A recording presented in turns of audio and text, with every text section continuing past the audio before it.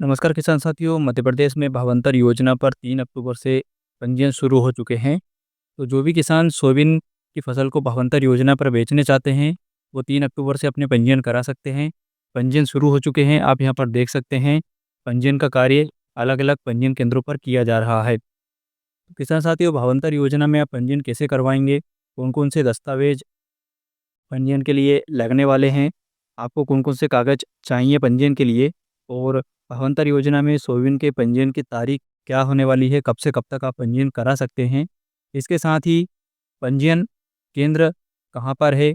Mobile से घर बैठे आप पंजीयन कर सकते हैं या फिर नहीं कर सकते हैं?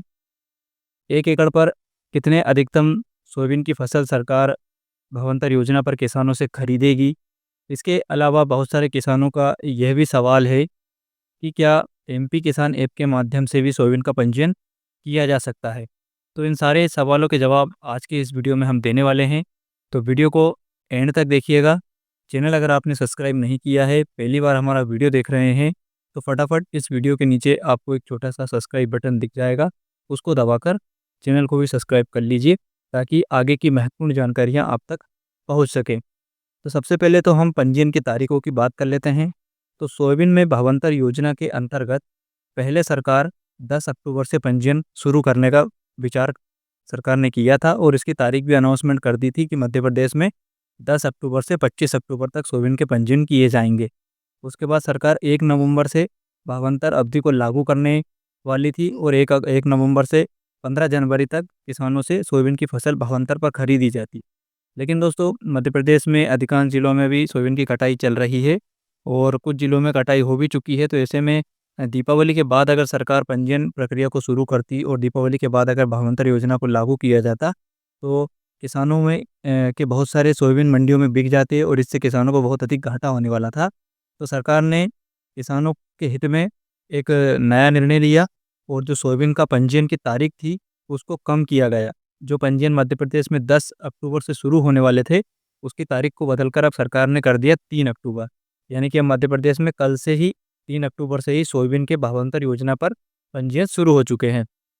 अंतिम तिथि की बात की जाए, आखिरी तारीख की बात की जाए, तो 3 अक्टूबर से लेकर 17 अक्टूबर तक 3 अक्टूबर से 17 अक्टूबर तक किसान पंजीयन करा सकते हैं। आप 17 अक्टूबर तक पंजीयन कराइए। उसके बाद 24 अक्टूबर से यहाँ पर आपकी जो समर्थन मूल्य पर सोयाबीन का जो रेट है 5,328, उसके लिए जो भावांतर किसानों को मिल रहा है, तो उस पर जब मंडी पर आप बेचेंगे तो उसकी अवधि स्टार्ट होगी 24 अक्टूबर से। 24 अक्टूबर से 16 जनवरी तक, 15-16 जनवरी तक आप यदि मंडी में अपनी सोयाबीन की फसल बेचते हैं, तो आपको भावांतर योजना का लाभ मिलेगा। इसके अलावा आप बात कर लेते हैं तारीख के बाद हम बात करते हैं डॉक्यूमेंट्स की, यानी कि दस्तावेज पंजीयन कराने के लिए आपके पास कौन-कौन से कागज़ होने चाहिए। तो किसान साथियों, सबसे महत्वपूर्ण दस्तावेज है आधार कार्ड। आधार कार्ड में होना चाहिए आपका मोबाइल नंबर अपडेट। उसके बाद किसान की ज़मीन की पावती, खसरा खतौनी। इसके अलावा यहाँ पर अगर सिकमी और बटाईदार किसान है, तो उनके पास अनुबंध होना चाहिए, एग्रीमेंट होना चाहिए। किसानों के पास एक बैंक खाता होना चाहिए, और जहाँ तक संभव हो बैंक खाता आधार कार्ड से लिंक हो। डीबीटी, जिसे कि हम डायरेक्ट बेनिफिट ट्रांसफ़र कहते हैं, तो डीबीटी एक्टिवेट होना चाहिए, खाता आधार कार्ड से लिंक होना चाहिए, ताकि आपको जो भावांतर योजना की राशि है उसे प्राप्त करने में कोई दिक्कत ना हो, और आपके खाते में आसानी से पैसा आ जाए।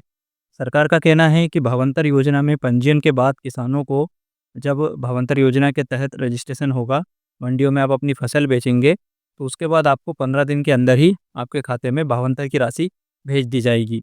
अब भावांतर का पैसा किसानों को जो मिलेगा, वो पैसा जिस समय आप मंडी में फसल बेचेंगे, तो उस समय एक मॉडल रेट सरकार द्वारा तैयार किया जाएगा। अलग-अलग जिलों की जो मंडियाँ होती है, तो उस मंडियों का औसत रेट निकाला जाएगा।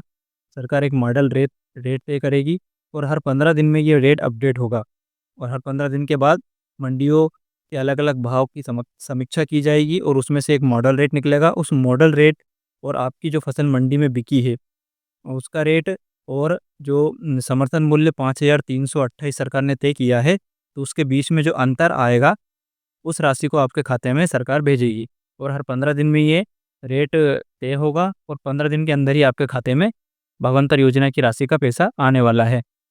कम से कम सरकार ने कहा है कि किसान को ₹1000 ₹800 प्रति कुंटल तक इस योजना में मिलने वाले हैं। अगर मंडियों में सोयाबीन 4000 से ऊपर यानी कि 4500, 4600 या फिर 4800 के करीब बिकती है, तो 5328 के बीच का जो रेट है वो सरकार देने वाली है। अधिकतर 1000 से ₹1200 तक किसानों को प्रति कुंटल मिल सकते हैं अगर मंडियों में रेट कम मिलता है तो।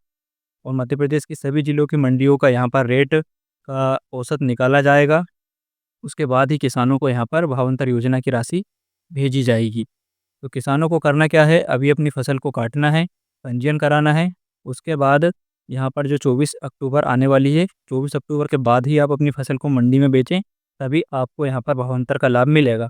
24 अक्टूबर से पहले अगर आपने अपनी फसल मंडी में बेच दी है, तो आपको इस योजना का लाभ नहीं मिलेगा, क्योंकि ये योजना 24 अक्टूबर से लागू लागू होगी और 15-16 जनवरी तक चलेगी। तो सबसे पहला कार्य आपको पंजीयन करवाना है। अब पंजीयन कहाँ होंगे और कैसे आप करवा सकते हैं? तो देखिए, आप जिस तरह से गेहूँ के या फिर अपनी मूँग की फसल के पंजीयन करवाते हैं, तो इसमें आपको अपनी समिति जो सोसाइटी होती है वहाँ पर जाकर आप करवा सकते हैं।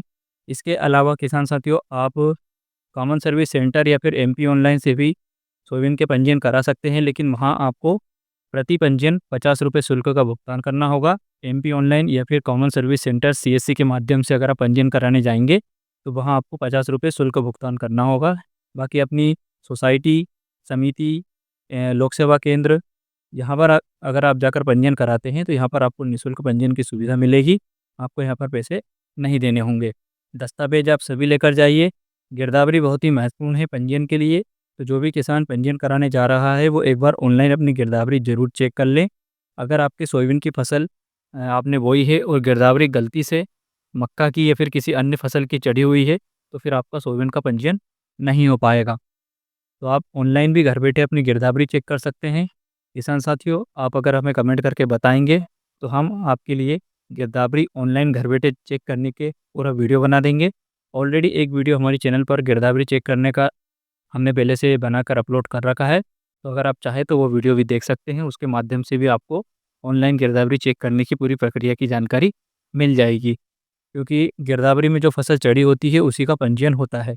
गलती से या फिर किसी अन्य कारण से, क्योंकि सैटेलाइट सर्वे और सैटेलाइट से ही आजकल गिरदावरी हो रही है।